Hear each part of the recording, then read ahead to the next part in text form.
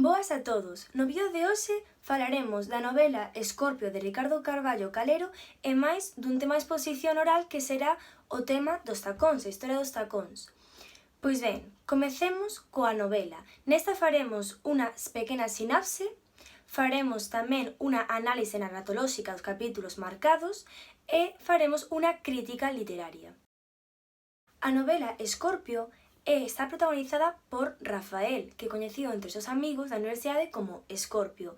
Esta obra está narrada a forma de epístolas por personaxes cercanos ao protagonista, pero que nunca chegan a saber realmente todo sobre el, porque este personaxe é moi misterioso. Rafael causa sensación entre as mulleres da época, estean ou non estean solteiras, polo tanto esta novela ten moito de romántica e diversos encontros sexuais entre o protagonista e estas rapazas. Aínda así, o máis interesante desta novela é o tempo e o espazo no que está enmarcada, pois preséntase en dúas partes. Na primeira parte estamos na ditadura de Primo de Rivera e o comezo da Segunda República, con todo o fervor que traía para o galeguismo. Despois comeza a segunda parte onde Escorpio xa está en Madrid. En Madrid estábase a aprobar o Estatuto de Autonomía de Galicia, pero comeza a Guerra Civil. Este libro remataría máis ou menos no 1939, cando triunfa o franquismo en España. Agora continuaremos coa análise narratolóxica dos capítulos asignados. A min na primeira parte tocarme dos capítulos 29 ao 32. En estes o narrador vai ser Salgueiro, que outros compañeros de universidade que tiña Rafael e que participaban con el no partido galeguista. Nestes capítulos, Salgueiro narranos a despedida que se lle fai ao profesor Maluquer, profesor que lles daba na Universidade de Dereito, cando este vai marchar a Madrid a traballar como na Universidade Central. Neste capítulo con importancia o discurso que vai realizar Escorpio de despedida a este profesor, no que por primeira vez en todo o libro mostra o seu desagrado ante a ditadura de Primo de Rivera. O narrador tamén nos presenta a predisposición que tiña Escorpio a escribir poemas relixiosos e o interese que tiña o instrumento clerical nil. Logo, o narrador céntrase máis na súa persoa e contanos o interese que ten en escribir unha novela longa ou o que el denomina romance. Este romance sería da vida de Rafael, de Escorpio, pero como é un personaxe tan misterioso que ninguén coñece en realidade, tería que inventar moito a súa historia de como naceu, como foi a súa infancia, o que pasou realmente coas mulleres, porque realmente ninguén coñecía nada porque este home non soltaba prenda. Entón, estándonos a comentar a forma na que quere narrar a súa historia. Di que quere facelo a modo epistolar entre personaxes que o rodean e tamén mezclando un pouco da vida privada de cada quen máis da vida de él. Por lo tanto, esa similitude coa obra en sí de Escorpio fainos pensar que pode ser unha representación do propio autor na novela. Por último, Salgueiro queixa esa situación que está a vivir co profesor Pedro Visilio, do que ten que recuperar todas as asignaturas para poder adiantar o curso. Da segunda parte da historia tocaron os últimos capítulos, o 58 e máis o 59. No 58 narranos Rosa, a que fora unha das rapazas que bailaban con nosos protagonistas, con Rafael, con Xorxe e con Salgueiro, no Forno, en Santiago. Esa rapaza era considerada como a moza de Rafael, aínda que, como saberedes, Rafael nunca presentou máis que fraternidade con ela, pois ese era o seu método operandi coas mulleres. Pois agora que xa estamos ao final da Guerra Civil, esa muller está moito máis enferma e está case que encamada, pensa en que será dil, que lle acontecería. Por último, o libro remata coa narración da fuxida de Salgueiro de España. A guerra está a piques de rematar e a República vai perder, eso está bastante claro. O fuxir lembra a morte de Escorpio xunto con Cleo, e volve pensar na súa novela case acabada, así en cuartillas, e di que quere rematala. Teño que dicir que é unha das novelas máis interesantes que li na miña vida, non pola trama, senón polo espazo e polo tempo que ocupa. Ese tempo é de un interese para todos os españois e máis aínda para todos os galegos, pois é un momento no que estivemos a piques de conseguir a normalización lingüística da nosa lingua na Segunda República, pero todo visto estropeado pola Guerra Civil e posteriormente polo franquismo. Gustoume moito a presenza de personaxes reais que influíron na normalización lingüística do galego como o castelao. Logo está o xeito de narrar que escolleu o autor. Encantoume que lixira este clásico, o das epístolas, pois crea moita facilidade á hora de lectura e agardas a que narre aquel personaxe que máis te gusta a ti. O que máis me sorprendeu foi o feito de que o protagonista, Scorpio, nunca narrara.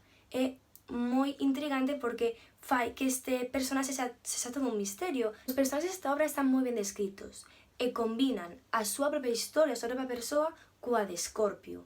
Pero non demasiado porque senón esqueceríamos que o verdadeiro protagonista da novela é Scorpio. Agora toca falar da linguaxe empregada polo autor, o galego reintegrado. Sei que ao comezo pode semellar moi complexo ou podes dicir isto é portugués, isto non é galego, pero realmente ao pasar uns par de capítulos xa o lees como se fora galego normal. A trama da obra gustoume, máis polo feito histórico que polo Scorpio, pois a única pega que podo pôr a este libro é que aborrezo bastante ao propio protagonista polo feito de tratar as mulleres, por cosificalas. Pois comecemos coa exposición. Primeiro, os inicios dos tacóns.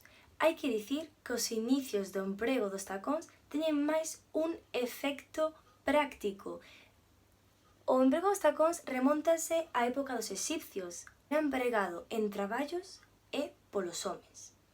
Por exemplo, os carniceiros empregaban sandalias de tacón con plataforma para non pisar as vísceras e o sangue dos animais.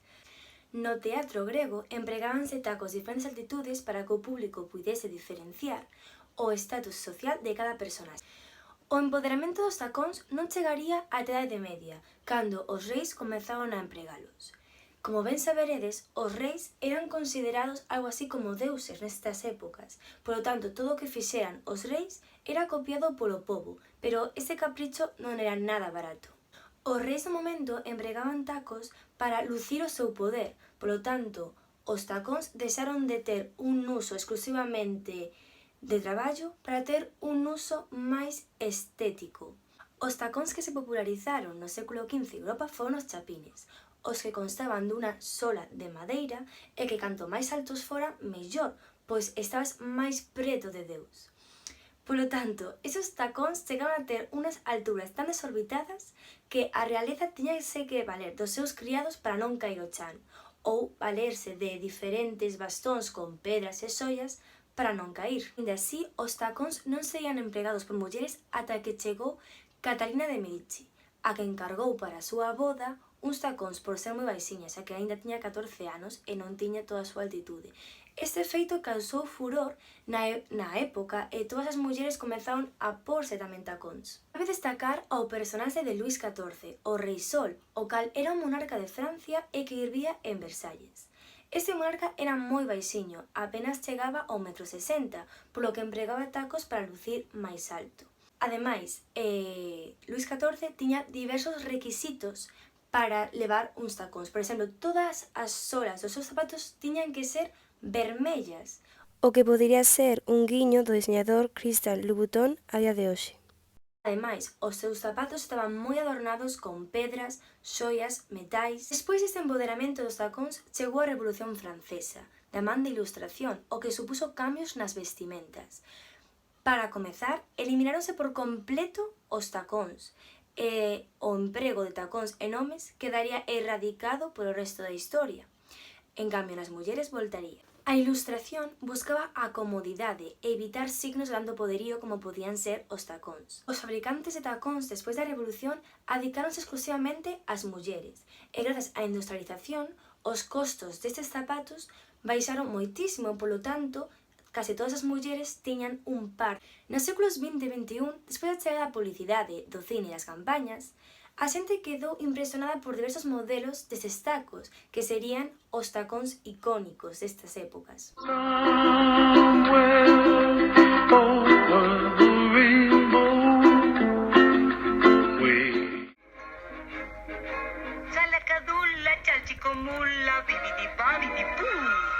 Siete palabras de más.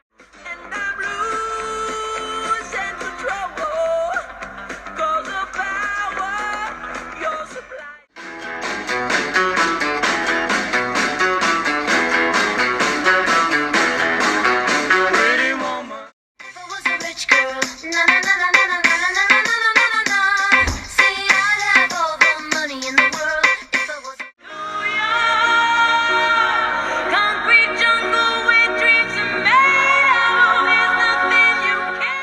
ata aquí o vídeo de hoxe. Agardo que vos gustara.